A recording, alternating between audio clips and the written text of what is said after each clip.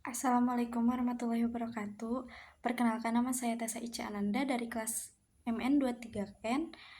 Di sini saya akan menjelaskan tentang dampak kebijakan fiskal hijau terhadap pertumbuhan ekonomi makro. Pertama, ada pendahuluan. Kebijakan fiskal merupakan faktor terpenting dalam mencapai pertumbuhan ekonomi berkelanjutan di Indonesia. Tujuan kebijakan fiskal adalah untuk mempengaruhi sisi permintaan perekonomian dalam jangka pendek.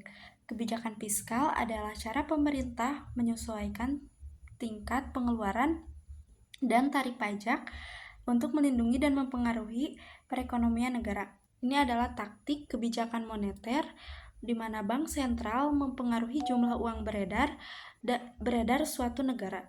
Nah, di sini ada pajak karbon. Pajak karbon adalah instrumen kebijakan yang membebankan emisi karbon dioksida dari pembakaran bahan bakar fosil. Tujuannya adalah untuk menginternalisasi biaya eksternal dari emisi karbon dioksida, dan dengan demikian mendorong perusahaan dan individu untuk mengurangi emisi mereka. Pajak karbon dapat meningkatkan pendapatan pemerintah. Tujuan utama penerapan pajak karbon tidak lain adalah pengurangan emisi CO2. Yang ketiga, ada dampak ekonomi pajak karbon. 1. Mengurangi emisi karbon. Hal ini dapat mengurangi dampak perubahan iklim dan biaya kesehatan serta kerusakan lingkungan yang terkait. Yang kedua, inovasi teknis. Hal ini dapat menciptakan industri dan lapangan kerja baru serta meningkatkan daya saing perekonomian dalam jangka panjang. Yang ketiga, pendapatan pemerintahan. Pajak karbon dapat menjadi sumber pendapatan penting bagi pemerintah.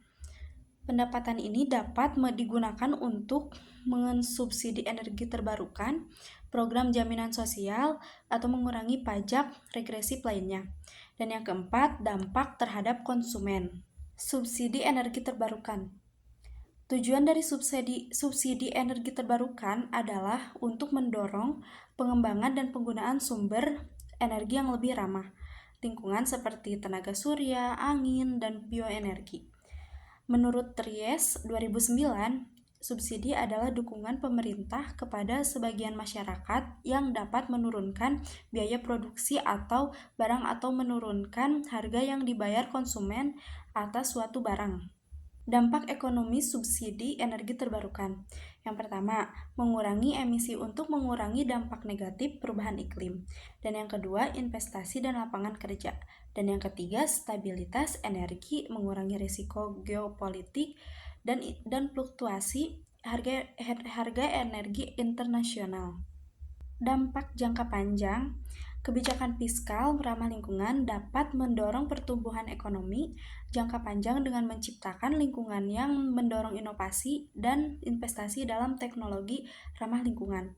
Meskipun ada potensi dampak negatif jangka pendek seperti peningkatan biaya energi, manfaat jangka panjang dari peningkatan efisiensi dan penurunan biaya eksternal, misalnya biaya kesehatan dan lingkungan, mungkin lebih besar daripada biaya-biaya tersebut. Implementasi kebijakan fiskal hijau di beberapa negara. Negara-negara yang telah menerapkan pajak karbon dan subsidi untuk energi terbarukan.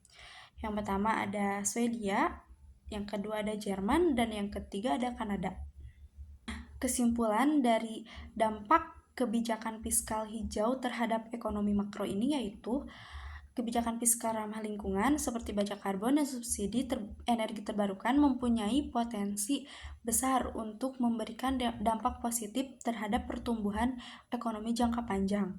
Implementasi yang efektif dari kebijakan-kebijakan ini memerlukan komitmen politik yang kuat, dukungan publik, dan kerangka peraturan yang jelas. Oleh karena itu, kebijakan fiskal hijau tidak hanya dapat membantu mencapai tujuan lingkungan hidup global, namun juga mendorong pertumbuhan ekonomi yang berkelanjutan. Sekian presentasi dari saya. Terima kasih. Wassalamualaikum warahmatullahi wabarakatuh.